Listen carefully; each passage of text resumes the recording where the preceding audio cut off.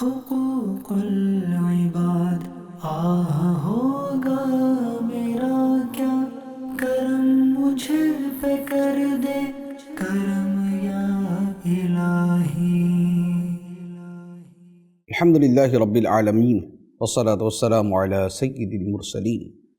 اما بعد فاعوذ باللہ من الشیطان الرجیم، بسم اللہ الرحمن الرحیم، والصلاة والسلام علیک یا رسول اللہ وعلی آلک واصحابک یا حبیب اللہ، والصلاة والسلام علیک یا نبی اللہ وعلی آلک واصحابک یا نور اللہ۔ سلسلہ ہے بندوں کے حقوق، اور آج اولاد کے حقوق کے بارے میں ہم کچھ تفصیلات سنیں گے، اور اولاد کے چونکہ بہت زیادہ حقوق ہیں تو امید ہے کہ اس پر مزید ہم پروگرامز کریں گے جن میں اس کو کور کیا جائے گا۔ سب سے پہلی بات کہ جو حقوق یہاں پر بیان ہوں گے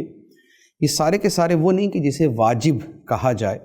کیونکہ حق کا عام طور پہ مطلب یہ ہوتا ہے کہ یہ شاید واجب ہے، لیکن یہاں ہماری مراد واجب نہیں بلکہ واجب بھی ہیں، سنت بھی ہیں، مستحب بھی ہیں۔ اور ہمارے پورے پروگرام میں جتنی بھی باتیں کی گئیں اس میں ہر طرح کی چیزیں شامل تھیں، واجب بھی تھیں اور سنت بھی تھیں اور مستحبات کے قبیل سے بھی چیزیں تھیں۔ اولاد کے حقوق میں سے پہلا حق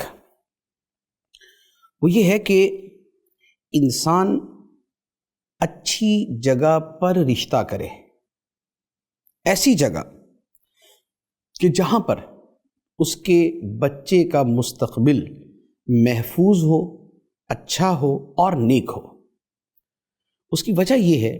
کہ یہ بات ہم بڑے اچھے طریقے سے جانتے ہیں کہ اولاد اپنی ماں سے تربیت حاصل کرتی ہے، اسی طرح اولاد کا اپنے ننیال جانا یعنی اپنی والدہ کے میکے میں جانا یہ بڑی کثرت کے ساتھ ہوتا ہے۔ ماموں کے گھر جانا، نانی کے ہاں، نانا کے ہاں جانا یہ بڑی کثرت سے ہوتا ہے، اور بچہ جہاں پر کثرت سے جائے وہاں کے عادات و اطوار، اخلاق و کردار اور وہاں کا طرز زندگی سیکھتا ہے اور اپناتا ہے۔ اب جس جگہ پہ شادی کی ہوگی تو وہی والے اخلاق، وہی والا کردار اور وہی والی چیزیں موسٹلی بچہ سیکھتا ہے۔ اب اگر وہ اچھی جگہ ہے تو بچہ اچھی چیزیں سیکھے گا، اگر وہ اچھی جگہ نہیں ہے تو پھر جیسی وہ جگہ ہے بچہ ویسی ہی چیزیں سیکھے گا۔ تو اس لیے علماء کرام نے فرمایا کہ شادی سے پہلے اس چیز کو بھی مد نظر رکھا جائے کہ اس کے ہونے والے بچوں پر کیا اثر پڑے گا۔ ابھی فی الحال تو اس کا اتنا زیادہ امپیکٹ نظر نہیں آتا، لیکن جب بچے سمجھ اور شعور کی عمر کو پہنچتے ہیں، جب وہ 5، 7، 8، 9 سال کی عمر کو پہنچتے ہیں تو پھر وہ چیزیں رنگ دکھانا شروع کرتی۔ اب پھر یا تو یہ ہوتا ہے کہ بچے کو بہت زیادہ بچا کے اور روک کے رکھنا پڑتا ہے، یا اس کی تربیت پر ایکسٹرا پھر توجہ دینی پڑتی ہے تاکہ کسی بھی جگہ کے غلط اثرات اس تک نہ پہنچیں، یا تو یہ کرنا پڑے گا، اور یا پھر یہ ہوگا کہ پھر بچے کے بگڑنے کے چانسز زیادہ ہوتے ہیں۔ اور یہ ہم جانتے ہیں کہ صحبت جو ہے وہ اثر کرتی ہے، اچھی صحبت اچھا اثر کرتی ہے، بری صحبت برا اثر کرتی ہے، اور پھر خاص طور پہ بچے کے اوپر جو اثرات ہیں وہ زیادہ ہوتے ہیں۔ جو بڑا ہوتا ہے اس میں سمجھ ہوتی ہے، دانش مندی ہوتی ہے، کس چیز کو قبول کرنا ہے، کسے قبول نہیں کرنا، ہر طرح کی چیزیں ہوتی ہیں۔ لیکن جو چھوٹا بچہ ہوتا ہے اس نے تو جو دیکھنا ہے اس نے کرنا شروع کر دے، جو دیکھنا ہے اس نے سیکھ لینا ہے۔ تو لہذا بچے کے حقوق میں یہ پہلی بات لکھی گئی ہے کہ شادی سے پہلے ہی یہ چیز دیکھی جائے کہ اس گھر میں شادی کے بعد اس کے بچوں کا مستقبل کیا ہوگا۔ اب یہاں پر جیسے یہ بات میں نے عرض کی ہے، اس سے آپ یہ سمجھیں کہ اسلام میں جو حقوق العباد کا تصور ہے وہ کتنا وسیع ہے اور کتنا گہرا ہے، اور اس میں کہاں تک نظر رکھی گئی ہے اور کہاں تک کسی بچے کے مستقبل کے تحفظ کے بارے میں کوشش کی گئی ہے۔ تو یہ جو اسلام کی آفاقیت، عالمگیریت اور جامعیت کی بات کی جاتی ہے اس میں اس طرح کے بہت سے پہلو شامل ہیں۔ اس کے بعد اگلی بات وہ یہ ہے کہ جب اولاد کی صورت بنے کہ اس کی اب پیدائش کا مرحلہ جو ہے وہ شروع ہو گیا کہ اب بچے نے 8-9 مہینے کے بعد دنیا میں آ جانا ہے، تو اب یہاں پر ایک حق اس کے ساتھ وابستہ ہوتا ہے، اور وہ کیا ہے؟ وہ یہ ہے کہ بچے کی ماں کی خوراک اچھی رکھی جائے اور اسے زیادہ سے زیادہ خوشی کی حالت میں رکھا جائے۔ اسے سٹریس دینا، اسے پریشانی میں مبتلا کرنا، اسے کسی تناؤ اور دباؤ کا شکار کرنا، یہ نہیں کرنا چاہیے کہ ان چیزوں کے اثرات بچے پہ ہوتے ہیں۔ تو اب اگر اس ڈیوریشن میں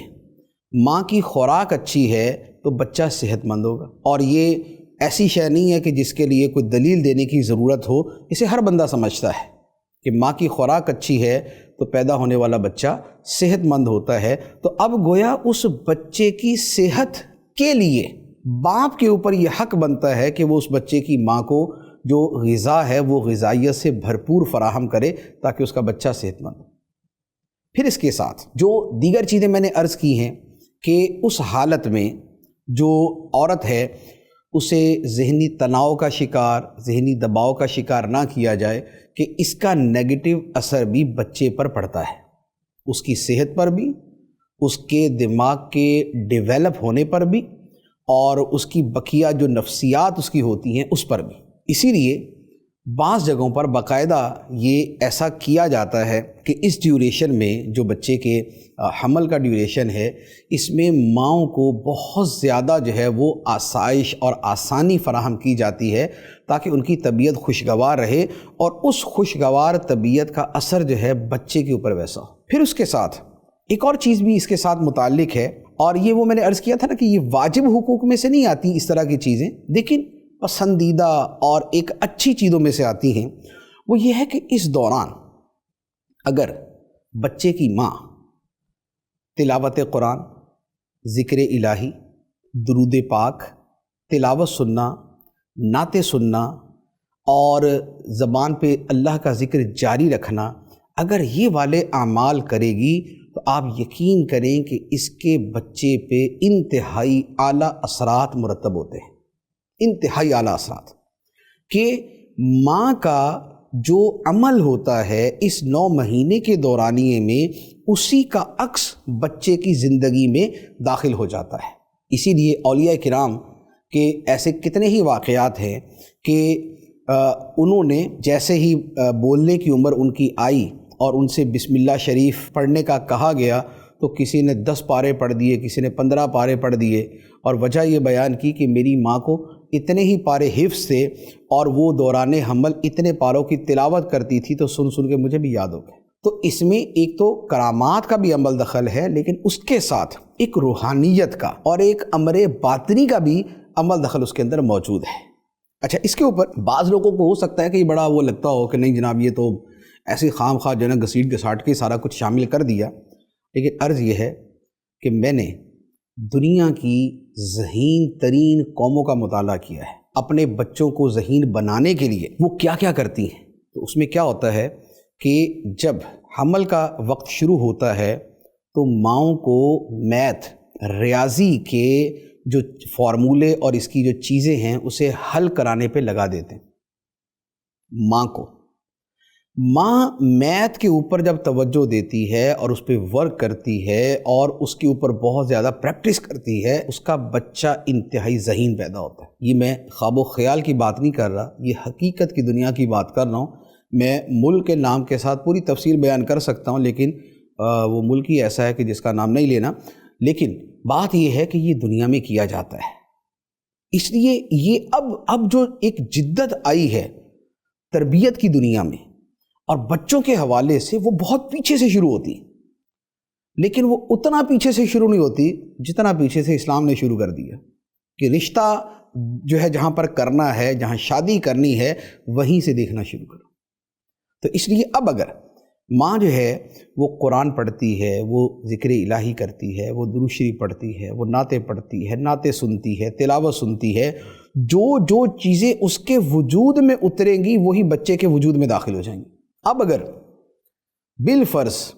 کسی ماں یا اس کے گھر کے افراد کی زبان پر گالیاں ہیں تو آپ یقین کریں بچے کے اوپر اس کا نیگیٹو اثر پڑے گا، حالانکہ بظاہر بچہ سن نہیں رہا، لیکن ان چیزوں کے اثرات ہوتے ہیں۔ جو پیرا سائیکالوجی کی دنیا ہے، مابعدن طبعیات یا مابعدن نفسیات کی دنیا کی کچھ چیزیں ہیں، اس کے اندر اس کا بہت زیادہ عمل دخل ہوتا ہے۔ تو اس لیے ہمارے بزرگان دین کے طریقوں میں یہ آتا تھا کہ جو مائیں ہوتی تھی وہ تلاوت قرآن میں اور دیگر چیزوں میں مشغول رہتی تھی۔ بزرگوں نے تو یہاں تک فرمایا کہ جو کھانا ذکر الہی کرتے ہوئے پکایا جائے، جو آٹا ذکر الہی کرتے ہوئے گوندا جائے، اس آٹے اور اس کھانے کے اندر بھی برکتیں ہوتی، اور جو آٹا حالت غفلت میں گوندا گیا، حالت غفلت میں کھانا پکایا گیا، اس کے اندر ظلمت ہوتی ہے، تاریکی ہوتی ہے۔ اور یہ بڑے بڑے جو اکابر بزرگان دین ہیں یہ انہوں نے بیان فرمایا۔ عوارف المعارف کے اندر شیخ شہاب الدین سہروردی رحمۃ اللہ علیہ نے اس کا ذکر فرمایا، اور اس کے علاوہ لطائف اشرفی میں حضرت سید اشرف جہانگیر سمنانی رحمۃ اللہ علیہ نے اور کثیر بزرگوں نے اس بات کو بیان فرمایا، اور یہ حقیقت ہے۔ تو لہٰذا ان چیزوں کا یہ اتنی کوئی برڈن سم چیزیں نہیں ہیں، کوئی بوجھ والی چیزیں نہیں ہیں، لیکن اس کے اثر بہت دور تک جائیں گے۔ تو لہٰذا ایک اچھا طریقہ یہ بھی ہے کہ بچے کی پیدائش سے پہلے کا جو زمانہ ہے 9 مہینے کا، اس میں جو ماں کی زبان ہے وہ ذکر الہی اور اس طرح کی چیزوں میں مشغول رہے۔ اس کے بعد بچے کی پیدائش کے اوپر ایک حق جو ہے وہ ہے اس کے کان میں اذان دینا، اذان اور اقامت کہنا، اور پھر اس کے ساتھ تحنیک کرنا۔ تحنیک کہتے ہیں گھٹی دینے کو۔ بچے کی پیدائش کے بعد اس کے کان میں اذان اور اقامت کہی جائے، دائیں کان میں اذان، بائیں کان میں اقامت۔ یہ نبی پاک صلی اللہ تعالیٰ علیہ وسلم کی سنت ہے۔ سرکار دو عالم صلی اللہ تعالیٰ علیہ وسلم نے اس طرح کئی بچوں کے کان میں اذان جو ہے وہ فرمائی، اور سیدنا امام حسین رضی اللہ تعالیٰ عنہ کے کان کے اندر اذان دینا ترمذی شریف کے اندر مذکور ہے۔ تو کان میں اذان دینا، اور دائیں کان میں اذان، بائیں کان میں اقامت، اور پھر اس کے ساتھ یہ ہے کہ تحنیک کی جائے۔ تحنیک کا مطلب کیا ہوتا ہے؟ گھٹی دینے کا مطلب کیا ہوتا ہے؟ گھٹی دینے کا مطلب یہ ہے کہ کوئی شے جو ہے چبا کر، نرم کر کے بچے کے تالو پر لگا دی جائے، تو بچہ جو ہے وہ اس کو جو ہے وہ چوسنے کے لیے اور اسے کھانے کے لیے پھر اپنا منہ ہلاتا ہے۔ اس کے منہ ہلانے سے ایک تو وہ شے اس کے پیٹ میں جاتی ہے، اس کو ابتدائی انرجی ملتی ہے، اور دوسرا یہ ہے کہ منہ ہلانے کی وجہ سے اس کو جو ہے اس کے جو مسلز ہیں، جو منہ کے مسلز ہیں، وہ کھلنا شروع ہو جاتے ہیں، اور اب اس کے بعد فیڈ کے لیے وہ بچہ جو ہے وہ تیار ہو جاتا ہے۔ تو یہ وہ فطری چیزیں ہیں جو اللہ تعالیٰ نے بچے کے اندر رکھی ہوتی۔ ان دونوں چیزوں میں ایک اور چیز عرض کرنی ہے، وہ یہ ہے کہ اذان اور یہ تحنیک گھٹی اگر ہو سکے تو کسی بزرگ، نیک اور صالح آدمی سے کروائی جائیں۔ نیک آدمی کی آواز اور اس کی زبان سے نکلے ہوئے اذان کے کلمات اور اس کے قلب کی جو نورانیت اور روحانیت کے ساتھ نکلے ہوئے الفاظ ہیں، اس کا جو اثر بچے پہ ہوگا وہ بڑا خوبصورت ہوگا۔ تو لہذا اس حوالے سے اگر اہتمام کیا جائے کہ بچہ جب پیدا ہو تو کسی نیک آدمی سے اذان دلوائی جائے، نیک آدمی سے گھٹی دلائی جائے، تو اس کے فوائد زیادہ ہوں گے۔ اور صحابہ کرام کا یہ معمول تھا کہ اپنے بچوں کی جو گھٹی تھی، تحنیک تھی، وہ نبی پاک صلی اللہ تعالیٰ علیہ وسلم سے کروایا کرتے تھے۔ سبحان اللہ، سبحان اللہ۔ مسلم شریف کی حدیث ہے، حضرت عائشہ صدیقہ رضی اللہ تعالیٰ عنہا فرماتی ہیں کہ سرکار دو عالم صلی اللہ علیہ وسلم کے پاس چھوٹے بچے لائے جاتے ہیں، پیدائش کے بعد بچوں کو لایا جاتا، اور آقا کریم صلی اللہ تعالیٰ علیہ وسلم انہیں خود گھٹی دیا کرتے تھے، اور ان کے لیے دعائے خیر اور دعائے برکت فرماتے تھے۔ تو یہ وہ جو میں نے عرض کیا کہ گھٹی دلوانے کے لیے اگر کسی بزرگ سے جو ہے وہ فیض حاصل کیا جائے تو وہ زیادہ بہتر ہے۔ اس کی اصل یہ حدیث مبارک ہے کہ صحابہ کرام نبی پاک صلی اللہ تعالیٰ علیہ وسلم کی بارگاہ میں اپنے بچے لایا کرتے تھے، اور اس میں ان بچوں کی جو عظمت و فضیلت ہے، ایک تو صحابہ کرام کی محبت نبی پاک علیہ الصلوۃ والسلام سے کہ اپنے بچوں کو آقا کریم علیہ الصلوۃ والسلام کی بارگاہ میں لے کے آتے کہ ان کے پیٹ میں جو پہلی شے جائے وہ سرکار دو عالم صلی اللہ تعالیٰ علیہ وآلہ وسلم کے لعاب دہن کی برکتوں سے مالا مال ہو۔ تو ایک تو ان صحابہ کرام کا جو عشق رسول اور جو ان کی محبت رسول تھی وہ سامنے آتی ہے، اور دوسرا اس طریقہ کار کا پتہ چلتا ہے، اور تیسری بات یہ ہے کہ ان بچوں کی قسمت پہ رشک ہے اور ان بچوں کی قسمت کے اوپر ہم جو ہے وہ یوں کہہ لیں کہ ایک خوشی کا اظہار کرتے ہیں کہ جن بچوں کو آقا کریم صلی اللہ تعالیٰ علیہ وآلہ وسلم کی زبان مبارک سے گھٹی ملی۔ تو یہ بچے کے حقوق میں سے ایک حق ہوتا ہے کہ اس کی پیدائش کے وقت جو ہے وہ گھٹی دی جائے۔ پھر اس کے بعد ایک اور حق یہ ہے، تیسرا حق یہ ہے کہ اولاد کا اچھا نام رکھا جائے۔ اچھا نام تو رکھنا ہی ہوتا ہے، بے نام تو کوئی بھی بچہ نہیں ہوتا، سب کا نام رکھا جاتا ہے،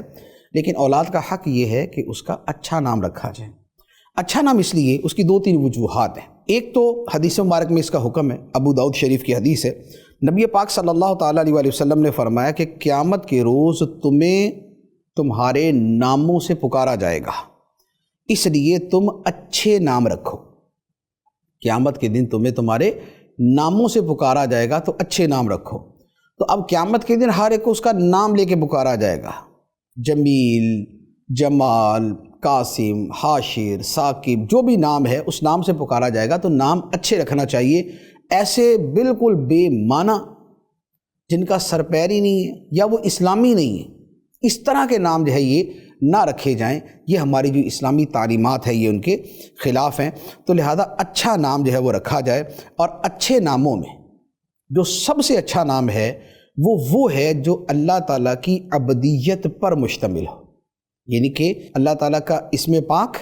اور اس کے ساتھ جو ہے وہ لفظ عبد لگا ہو، جیسے عبداللہ، عبد الرحمن، عبد المنان۔ تو یہ جو الفاظ ہیں کہ جن میں عبد کا لفظ موجود ہے یہ افضل نام ہے، لیکن اس میں ایک ہمارے علماء کرام نے فرمایا ہے کہ عبد کے ساتھ جو نام رکھے جائیں اس میں جو وہاں کا ماحول اور لوگ ہیں ان کو دیکھ لیا جائے کہ وہاں نام بگاڑنے کا رواج تو نہیں، کیونکہ اگر نام بگاڑنے کا رواج ہوگا تو یہ بڑا سخت ناپسندیدہ ہو جائے گا۔ کیونکہ مثال کے طور پہ نام ہے عبد کے ساتھ، اور پکارنے کے اندر لوگ اس نام کو جب بگاڑتے ہیں تو جو اسم الہی ہوتا ہے معاذ اللہ اس کے اندر جو ہے وہ بگاڑ والی صورت پیدا کر دیتے، اور یہ بڑی جو ہے نا وہ ایک سخت قسم کی چیز ہے۔ اس طرح کیسے نام بدلتے ہیں آپ اس کو جانتے ہوں گے، میں ان الفاظ کو اپنی زبان پہ نہیں لانا چاہتا، لیکن یہ ہے کہ الفاظ کو یوں بگاڑا جاتا ہے۔ تو اللہ تعالیٰ کے ناموں کے ساتھ جب عبد لکھا جائے اور پھر وہ کسی کا نام رکھے تو اس میں یہ خیال کریں کہ ان کا خاندان، ان کا گلی محلہ، ان کے لوگ کیسے ہیں۔ بعض اوقات کسی جگہ نہیں نام بگاڑا جاتا، بعض اوقات ایسی بیماری ہوتی ہے کہ ہر نام کو بگاڑا جاتا ہے۔ تو جہاں پر یہ والا مرض ہے وہاں پر اس طرح کے ناموں کی بجائے دوسرا نام رکھ لیا جائے۔ اچھا، پھر ایک اور بات اچھے نام رکھنے کے حوالے سے یہ ہے کہ اگر کسی کا برا نام ہو تو اس نام کو تبدیل کر دینا بھی سنت ہے۔ بالفرض اگر پہلے رکھ دیا گیا اور بالکل ہی بے معنی رکھ دیا یا غیر مسلموں کے نام کے اوپر وہ نام رکھ دیا تو اب اس نام کو تبدیل کر دیا جائے۔ نبی پاک صلی اللہ تعالیٰ علیہ وآلہ وسلم جب کسی شخص کا نام نامناسب سمجھتے تو آپ اسے تبدیل فرما دیتے تھے۔ چنانچہ ایک نام ہے، مسلم شریف کی حدیث ہے، حضرت عمر فاروق رضی اللہ تعالیٰ عنہ کی ایک صاحبزادی تھی، ان کا نام تھا آسیہ، عین کے ساتھ آسیہ۔ آسیہ کا مطلب ہوتا ہے گناہ گار، تو نبی پاک علیہ الصلوۃ والسلام نے اس آسیہ نام کو بدل کے رکھ دیا تھا جمیلہ۔ تو جمیلہ جو ہے یہ اچھا نام ہے بنسبت اس کے کہ نام ہی گناہ گار رکھا جائے۔ اسی طرح اور بھی کئی واقعات ہیں کہ نبی پاک علیہ الصلوۃ والسلام نے کئی ناموں کو تبدیل فرمایا۔ تو جہاں پر اس طرح کا غلط نام رکھ دیا گیا، اب وہ بڑے 50 سال پہلے جو ہے نا وہ رکھا گیا تھا اور وہ خاندان کے بوڑھوں نے رکھا تھا، لیکن اگر اب پتہ چل جائے کہ یہ نام ٹھیک نہیں ہے تو پھر اس نام کو بدل دینا چاہیے۔ اعلیٰ حضرت علی رحمٰن نے ایک جگہ فرمایا ہے کہ بعض اوقات برے ناموں کا اثر بڑا برا پڑتا ہے۔ جیسے فرمایا کہ اچھا والا دیندار آدمی ہوتا ہے اور اس کا نام ہوتا ہے غفور الدین۔ اچھا، غفور الدین نام جو ہے یہ عجیب و غریب سا نام ہے۔ غفور نام ٹھیک ہے لیکن غفور الدین بالکل غلط ہے۔ وجہ یہ ہے کہ غفور کا مطلب ہوتا ہے مٹانے والا، اور غفور الدین کا مطلب ہوا دین کو مٹانے والا۔ اب آپ غور کر لیں کہ کسی کا نام یہ ہو دین کو مٹانے والا تو یہ سخت برا نام ہے۔ تو اعلیٰ حضرت فرماتے ہیں کہ میں نے ایسے افراد کو دیکھا ہے کہ جن کے ایسے نام تھے، اچھے خاصے وہ دیندار تھے، لیکن پھر ایسے وہ بدلے کہ کیا سے کیا ہو گئے اور اچھے خاصے فتنہ فساد برپا کرنے والے ہو گئے۔ تو لہذا اگر برا نام رکھ دیا گیا ہو تو اسے تبدیل کر دینا چاہیے۔ اچھا، اسی کے ساتھ ایک اور چیز بھی ہے کہ بہت ہی اچھا نام بھی نہ رکھا جائے۔ بہت ہی اچھا نام سے مراد یہ ہے کہ اس کے اندر بڑائی کا بہت بڑا معنی ہو۔ جیسے کسی کا نام رکھ دیا شمس الدین، دین کا سورج، شمس الاسلام، اسلام کا سورج۔ اب اسلام کا سورج، دین کا سورج، بہت بڑا نام۔ تو یہ بزرگان دین کے القاب ہوتے تھے پچھلے زمانے میں، اور یہ القاب تب دیے جاتے تھے کہ جب ان کی پوری زندگی خدمت دین میں گزرتی، بڑے بڑے کام کرتے تو لوگ ان کو یہ نام دیتے تھے، وہ خود اپنے آپ کو شمس الدین اور شمس الاسلام نہیں کہتے تھے۔ تو اب بچے کا نام جو ہے وہی شمس الدین اور شمس الاسلام اور اس طرح کے اونچے اونچے اور بڑے بڑے معانی والے نام جو ہے وہ رکھ دینا یہ مناسب نہیں۔ تو ان ناموں کا جو ہے وہ علماء نے منع فرمایا ہے، بلکہ قرآن مجید کی آیت سے بھی یہی سمجھ آتا ہے۔ قرآن میں فرمایا فَلَا تُزَكُّوا أَنفُسَكُمْ،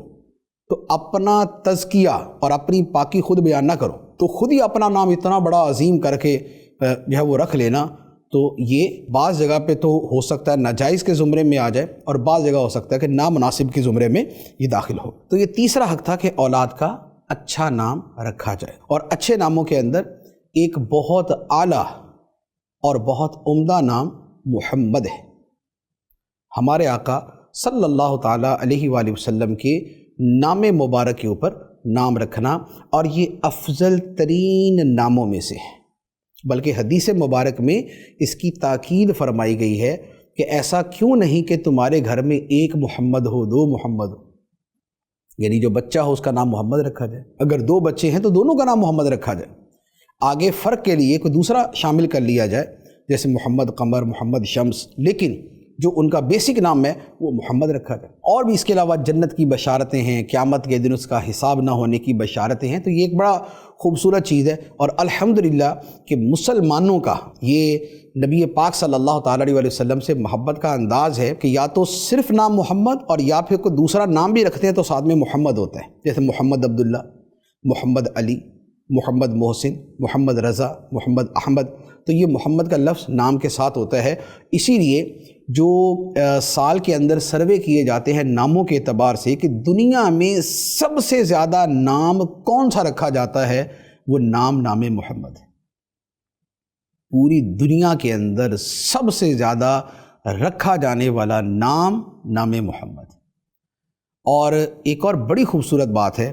وہ یہ ہے کہ خواتین کے اندر، عورتوں کے اندر سب سے زیادہ رکھا جانے والا نام شہزادی کونین، سیدۃ النساء العالمین، خاتون جنت حضرت بی بی فاطمہ رضی اللہ تعالی عنہا کا نام ہے۔ خواتین میں سب سے زیادہ جو نام دنیا میں رکھا جاتا ہے وہ فاطمہ ہے، اور جو مردوں میں نام رکھا جاتا ہے وہ محمد ہے۔ تو یہ نبی پاک علیہ الصلوۃ والسلام سے محبت اور آقا کریم علیہ الصلوۃ والسلام کی پیاری شہزادی سے جو عقیدت ہے اس کی وجہ سے یہ نام رکھا جاتا ہے۔ میرے اپنے خاندان کے اندر شاید ہر تیسرے یا دوسرے گھر کے اندر کسی نہ کسی بچی کا نام فاطمہ ہے، کوئی نام آگے لگا کے پیچھے لگا کے جو فاطمہ نام ہے، اور تقریباً ہر گھر میں ایسا ہی معاملہ ہوتا ہے کہ اس کے رشتہ داروں میں کسی نہ کسی کا نام فاطمہ جو ہے وہ نکل آئے گا۔ تو یہ ایک سعادت ہے، فضیلت ہے کہ اتنے مقدس ناموں کے ساتھ جو ہے وہ نسبت قائم کی جاتی ہے۔ تو یہ تیسرا جو ہے وہ حق تھا کہ اولاد کا اچھا نام رکھا جائے۔ چوتھا حق جو ہے یہ واجبات میں سے ہے، وہ یہ ہے کہ لڑکی کے پیدا ہونے پر غم نہ کیا جائے، افسوس کا اظہار نہ کیا جائے۔ یہ شرعی اعتبار سے لازم ہے کہ اس میں بنیادی چیز کیا ہے کہ اس میں رب کی عطا پر ناراضی کا اظہار ہے، اور یہ کافروں کا طریقہ رہا ہے اور آج بھی ہے۔ آج کے زمانے میں بھی بت پرستوں کے اندر، مشرکوں کے اندر یہ ہے کہ لڑکی کی پیدائش کو برا سمجھتے ہیں، بلکہ پہلے ہی جو ہے وہ ٹیسٹ وغیرہ کروا کے جو ہے وہ دیکھتے ہیں کہ بھی کیا ہے، جنس کیا ہے بچے کی، اگر خدا نخواستہ وہ لڑکی ہو تو پھر اس کو ختم کروا دیتے۔ یہ کروڑوں کی تعداد کے اندر یہ ہوتا ہے، کروڑوں کی تعداد میں یہ ہوتا ہے دنیا کے اندر۔ تو یہ آج بھی کافروں کا، مشرکوں کا طریقہ ہے کہ بیٹیوں کی پیدائش کے اوپر وہ ناخوشی اور غم اور صدمے کا اظہار کرتے ہیں، اور نبی پاک علیہ السلام کے زمانے میں بھی کافروں اور مشرکوں کا یہ طریقہ تھا، اور اللہ تعالیٰ نے اسے قرآن پاک کے اندر بیان فرمایا۔ آیت مبارکہ ہے، فرمایا وَإِذَا بُشِّرَ أَحَدُهُم بِالْأُنثَىٰ وَلَّ وَجْهُهُ مُسْوَدًّا وَهُوَ كَظِيمٌ يَتَوَارَىٰ مِنَ الْقَوْمِ مِنْ سُوءِ مَا بُشِّرَ بِهِ ایمسکہ علی ہون ام یدسہ فی التراب، فرمایا اور جب اسے ان میں سے کسی کو لڑکی کی پیدائش کی خبر دی جاتی ہے تو اس کا چہرہ کالا ہو جاتا ہے، سیاہ پڑ جاتا ہے، اور وہ غم کے اندر بھرا پھرتا ہے، اور فرمایا یتوارا من القوم، وہ اپنی قوم سے چھپتا پھرتا ہے اس بچی کی پیدائش کی برائی کی وجہ سے جس کی پیدائش کی اسے خبر دی گئی، یعنی بچی کے پیدا ہونے کی خبر دی گئی ہے تو اب اس کو برائی سمجھتے ہوئے وہ اپنے لوگوں سے بچتا پھرتا ہے کہ میں کسی کو کس منہ سے بولوں کہ میرا بیٹی پیدا ہوئی ہے۔ تو اللہ تعالیٰ فرماتا ہے ایمسکہ علی ہون، کیا یہ اس پیدا ہونے والی بچی کو ذلت کے ساتھ زندہ رکھے گا، ام یدسہ فی التراب،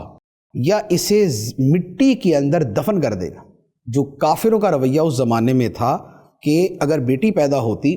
تو یا تو اسے زندہ زمین میں گاڑ دیتے تھے معاذ اللہ، اور یا پھر اگر اس کو زندہ رکھتے تھے تو یہ سمجھتے ہوئے کہ بس یہ ذلت ہے ہمارے لیے معاذ اللہ۔ تو یہ جو صورت ہے، اب آپ غور کریں کہ یہ مشرک اور کافروں کی صورت تھی، اور ہم مسلمان ہیں الحمدللہ، اور ہماری اکثریت خاص طور پہ اگر ہم اپنے ملک کے اعتبار سے بات کریں تو مسلمانوں کی ہے، لیکن ہمارے گھرانوں کے اندر بھی، ہمارے مسلمانوں کے گھرانوں کے اندر بھی یہ چیز پائی جاتی ہے کہ بیٹی کی پیدائش کے اوپر جو ہے وہ ایک افسوس کا اظہار، ایک غم کا اظہار، اور اس کی کوئی خوشی نہیں ہوتی۔ سب جگہ نہیں، بعض جگہ، بلکہ اکثر جگہ، بعض جگہ تو نہیں اکثر جگہ۔ تو یہ جو رویہ ہے یہ ایک ظالمانہ اور ایک کافرانہ رویہ ہے، اس سے بچنا چاہیے۔ بلکہ میں نے تو یہاں تک دیکھا ہے کہ بعض اوقات یہ ہوتا ہے کہ ایک دو بیٹیوں کے اوپر تو بشارت خوشخبری آ کے لوگ دیتے جی مبارک ہو، اللہ تعالیٰ نے آپ کو بیٹی دی ہے، تیسری چوتھی بیٹی ہو جائے تو مبارک دینے والے ڈر رہے ہوتے دے یا نہ دیں، اور بعض وہ بد نصیب ہوتے ہیں کہ جو واقعی اس پہ ناراض ہوتے ہیں کہ ہمارے گھر میں تیسری بیٹی پیدا ہوگی تم مبارک دے رہے ہو، یا ہمارے گھر میں چوتھی پانچویں بیٹی ہوگی تم مبارک دے رہے ہو۔ یہ رویے یہ جاہلانہ ہے۔ نہ ان بچیوں کے خالق ان کے ماں باپ ہیں، نہ ان کے مالک ان کے ماں باپ ہیں، نہ ان کے رازق ان کے ماں باپ۔ خالق اللہ ہے، مالک اللہ ہے، رازق اللہ ہے۔ تو جس اللہ نے اپنے ذمہ کرم پر ان کی زندگی رکھی ہے، اسی کے ذمہ کرم کے اوپر آپ ان کو رکھیں، تو اس کے اوپر اپنی ذلت کا احساس اور یہ چیزیں کرنا جو ہے یہ کسی بھی طرح مسلمانوں کے لیے ہرگز مناسب نہیں ہے۔ اچھا، پھر اسی کے اندر بچیوں کی پیدائش پہ ایک اور چیز کہ بعض وہ کم ظرف اور ناسمجھ لوگ ہوتے ہیں کہ جو اس ماں کو برا بھلا کہنا شروع کر دیتے ہیں جس کی یہاں بچی کی پیدائش ہو۔ شوہر بیوی کو تانے دے رہا ہوتا ہے کہ تمہارے یہاں بچیاں پیدا ہو رہی ہیں، یا ساس جو ہے وہ بہو کو تانے دے رہی ہوتی ہے تمہارے یہاں بچیاں پیدا ہو رہی ہیں۔ بلکہ بعض ایسے نااہل قسم کے لوگ ہیں کہ جو اس بنا پہ عورتوں کو طلاق دے دیتے ہیں کہ بھئی اس کے یہاں بچیاں کیوں پیدا ہوئی، اور بعض کا تو ایسا ظالمانہ جو ہے وہ پڑھنے کے اندر آتا ہے کہ معاذ اللہ اس طرح کی چیز کے اوپر جو ہے وہ بیوی کو جو ہے وہ قتل کر دیا، یا بچوں کو جو ہے وہ کہیں پھینک دیا، مار دیا۔ تو اب یہ تو بالکل ہی جسے کہا جائے کہ اندھیر نگری اور ظلم کی انتہا ہے۔ سوال یہ ہوتا ہے کہ جہاں پر یہ لوگ جو اس انداز کے اندر سوچتے ہیں کرتے ہیں، بات یہ ہے کہ اگر دو چیزوں کو ذہن میں رکھا جائے تو شاید اس چیز کی اصلاح ہو جائے۔ پہلی بات تو یہ ہے کہ اگر بچی کا پیدا ہونا اتنا ہی برا ہے، اگر بچی کا پیدا ہونا اتنا ہی برا ہے تو بھائی جو آپ کی ماں تھی وہ بھی تو لڑکی تھی، تو جس عورت سے آپ پیدا ہوئے اس کا مطلب ہے کہ وہ بھی کوئی برائی تھی اور وہ بھی بری چیز تھی۔ لہٰذا جب اپنی ماں کی قدر کرتے ہو، عزت کرتے ہو، تو پھر اپنی بیٹی کی بھی قدر کرو۔ اگر یہ لڑکی ہے تو تمہاری ماں بھی کبھی لڑکی تھی، ایک۔ دوسری بات، جس خاتون سے تم نے شادی کی ہے یہ بھی تو لڑکی ہے، اور دنیا جہان کا جو نظام چل رہا ہے وہ اسی مرد و عورت کے ذریعے چل رہا ہے، تو کیا یہ برائی تھی جس کو تم اپنے گھر میں اٹھا کے لائے ہو، جس کے ساتھ نکاح کر کے اپنے گھر میں لے کے آئے؟ تیسری بات، جو تم برا بھلا اپنی بیوی کو یا ساس اپنی بہو کو کہہ رہی ہے بیٹی کی پیدائش کے اوپر یا بیٹیوں کی پیدائش کے اوپر، تو کیا اگر تمہاری اپنی جو بہن بیٹی ہے اگر اس کے ہاں آگے جا کے اسی طرح بیٹیاں ہوئیں تو کیا ان کے لیے بھی یہی رویہ پسند کرو گے جو تم ان کے لیے اختیار کر رہے ہو؟ ساس جو ہے وہ بہو کا تو جینا حرام کر دے اس بات کے اوپر کہ اس کے ہاں بیٹیاں کیوں ہوئیں، اور اگر اس ساس کی اپنی بیٹی کے ہاں بیٹیاں پیدا ہو جائیں تو کیا پھر اس کو بھی اسی طرح کا سلوک کر کے گھر سے نکال دینا چاہیے؟ وہاں پر یہ ہوگا نہیں یہ تو اللہ کی دین ہے، بھی وہاں اللہ کی دین ہے تو یہاں بھی تو اللہ کی دین ہے، یہاں کون سا کوئی دوسرا آ گیا؟ تو لہٰذا یہ جو طرز عمل ہے اس پر بہت زیادہ توجہ کی حاجت ہے۔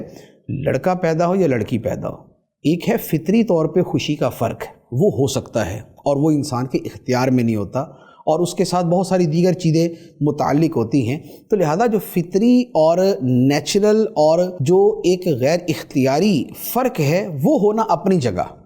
لیکن قصداً جان بوجھ کے سوچتے سمجھتے ہوئے اس بات کے اوپر تانا زنی کرنا یا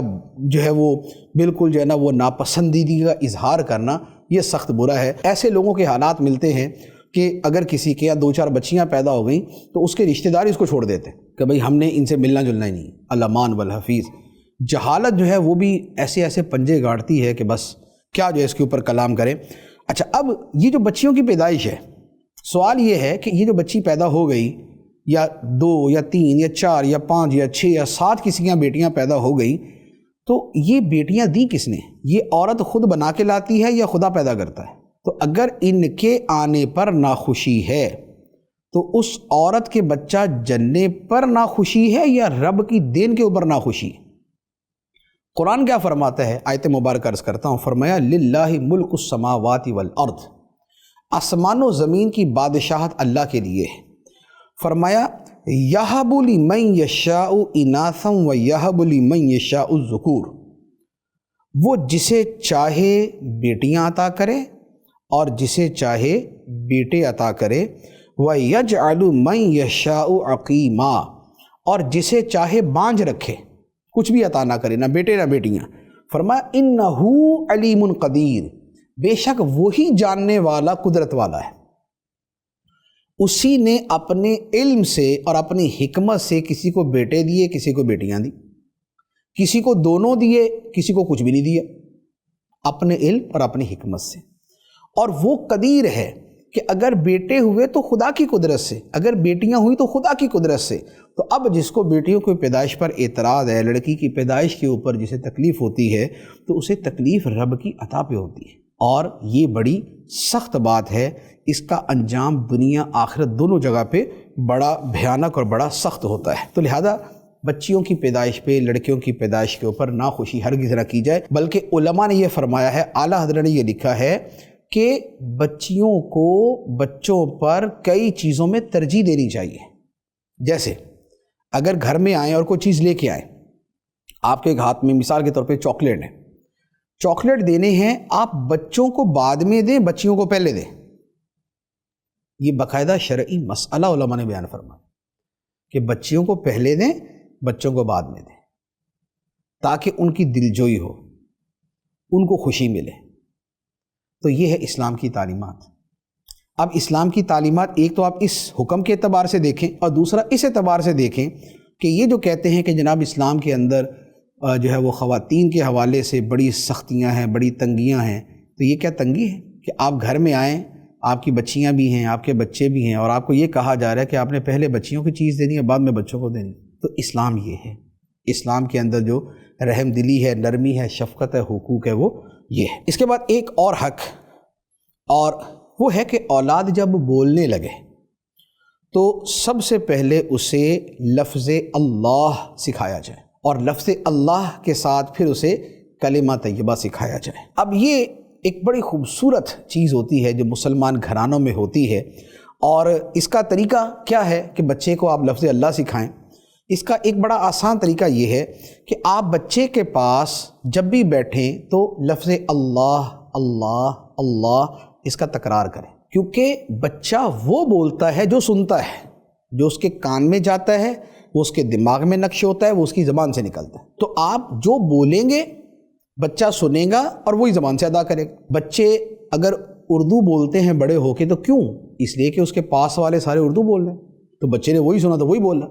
اس کے پاس والے انگلش بولتے ہیں تو بچے بھی انگلش بولتے ہیں، اس کے پاس والے پنجابی بولیں گے بچہ پنجابی بولیں گے، اس کے پاس والے فرنچ بولیں گے بچہ فرنچ بولے گا۔ کیوں؟ اس لیے کہ جو اس کے ارد گرد بولا گیا بچے نے وہی بولنا ہے۔ تو اب جب آپ بچے کے پاس اللہ اللہ اللہ اور یا رسول اللہ یا حبیب اللہ الصلاۃ والسلام علیکہ یا رسول اللہ یہ والے الفاظ آپ کہیں گے